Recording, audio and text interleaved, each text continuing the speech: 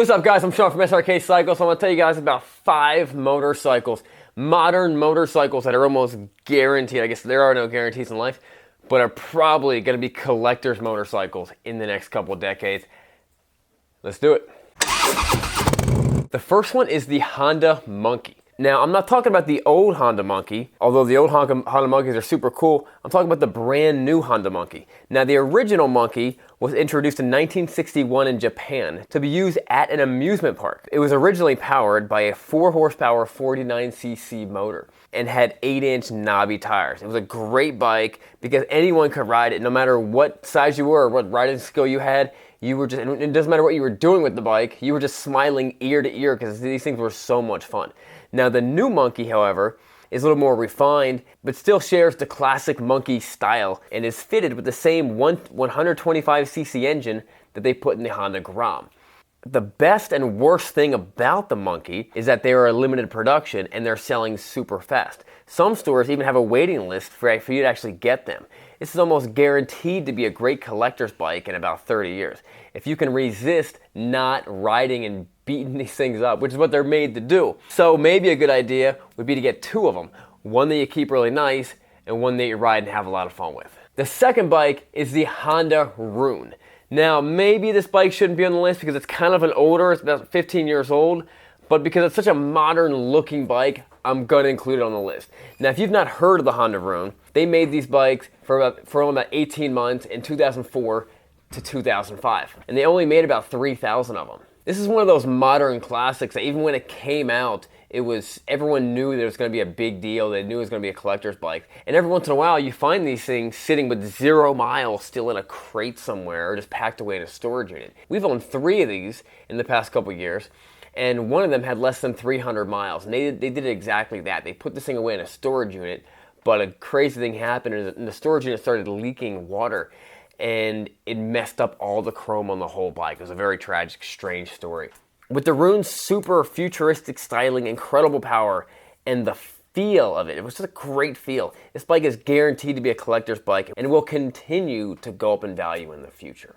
And if you've never ridden one, you gotta go find one. You gotta go take one for a spin. It is a cool bike to ride. Number 3, the Ducati 1098R. Now, for a lot of you people, this might surprise you because, oh, it's just a Ducati. But for people that know, you know, and you definitely know about this one. In 2008, they had three different models of the 1098R. They had the base, which sold for about $15,900.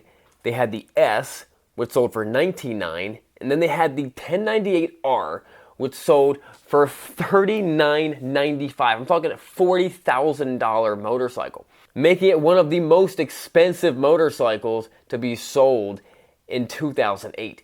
It was even more expensive than any in the top of the line Harley Davidsons. This bike had more carbon fiber and titanium and all the cool race stuff that you can think of that you can get in 2008. But if you think that is ridiculous and that was an expensive motorcycle, then you've never heard of the Ducati Desmodo Sedici RR, which sold for $72,000 in 2008.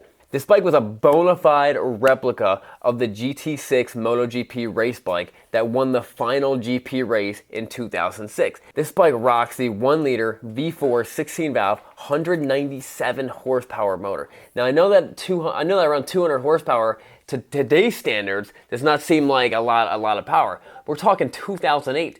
This was huge amounts of power. This bike would just blow your mind away. They only made 1,500 of these Desmodo bikes, and Tom Cruise bought the first one, which kind of makes the other $1,499 seem a little less valuable. Next up, we have a Harley Davidson, and you knew there was going to be a Harley Davidson on the list, and we have a lot more Harley Davidsons to be on other future collectible lists later in the future. We're talking about Harley Davidson's first rendition of the Lowrider S.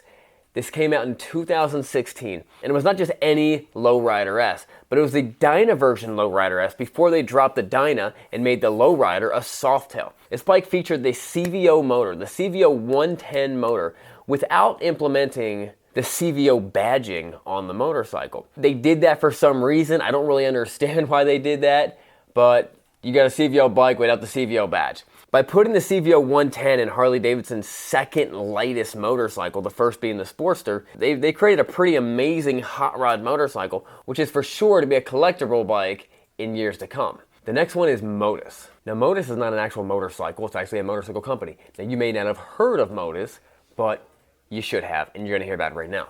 Motifs was an American motorcycle company that manufactured sport touring bikes from 2014 to 2018 in Birmingham, Alabama.